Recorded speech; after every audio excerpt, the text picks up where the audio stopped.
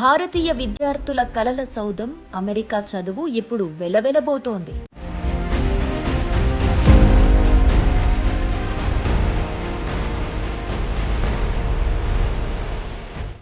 అంతర్జాతీయ స్థాయి విద్య కోసం యుఎస్ యూనివర్సిటీలకు వెళ్లే భారతీయుల సంఖ్య భారీగా తగ్గినట్లు గ్రాడ్యుయేట్ మేనేజ్మెంట్ అడ్మిషన్ కౌన్సిల్ తన తాజా వైట్ పేపర్లో వెల్లడించింది.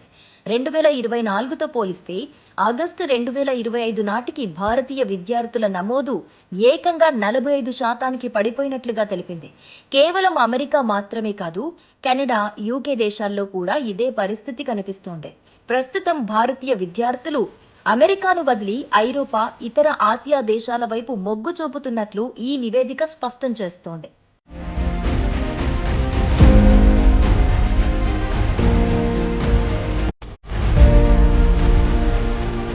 అమెరికా అడ్మిషన్లు తగ్గటానికి వీసా నిబంధనలు కఠినతరం కావటమే ప్రధాన కారణమని నిపుణులు విశ్లేషిస్తున్నారు.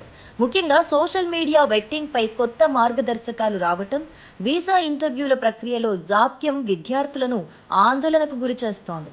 చదువు పూర్తయిన తర్వాత అక్కడ ఉపాధి లభించడంపై నెలకొన్న అనిశ్చితి, H1B వీసా నిబంధనల్లో మార్పులు కూడా ఈ వెనుకడుగుకు కారణమయ్యాయి.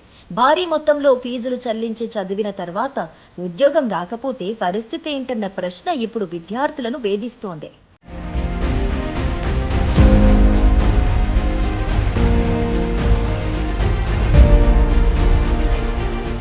డాలర్తో పోలిస్తే రూపాయి విలువ నిరంతరం పతనమవ్వటం కూడా విద్యార్థులపై తీవ్ర ఆర్థిక ప్రభావాన్ని చూపుతోంది.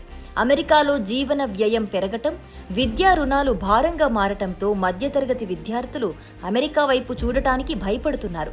గతేడాది మే నెలలో వీసా ఇంటర్వ్యూలు తాత్కాలికంగా నిలిపివేయటం వల్ల కూడా అడ్మిషన్లు వచ్చినా చాలా మంది విద్యార్థులు సరైన సమయానికి క్యాంపస్లలో చేరలేకపోయారు.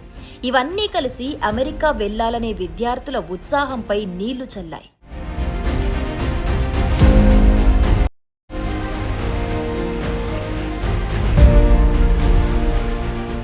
అమెరికా, కెనడా దేశాల్లో ఆంక్షలు పెరుగుతున్న తరుణంలో భారతీయ విద్యార్థులు ఇప్పుడు జర్మనీ, ఫ్రాన్స్ వంటి ఐరోపా దేశాలతో పాటు సింగపూర్, జపాన్ వంటి ఆసియా దేశాల వైపు చూస్తున్నారు. అక్కడ తక్కువ ఖర్చుతో నాణ్యమైన విద్య అందడమే కాకుండా వీసా నిబంధనలు కూడా కొంత సరళంగా ఉండటం విద్యార్థులను ఆకర్షిస్తోంది. ఒకప్పుడు అగ్రరాజ్యంగా వెలిగిన అమెరికా విద్యారంగం ఇప్పుడు తన ఆకర్షణను కోల్పోతోంది అనడానికి ఈ 45% తగ్గుదలే నిదర్శనం. అమెరికా ప్రభుత్వం తన విధానాలను మార్చుకోకపోతే భవిష్యత్తులో ఈ సంఖ్య మరిన్ని కనిష్టాలకు చేరుకునే అవకాశం ఉందని విద్యావేత్తలు హెచ్చరిస్తున్నారు.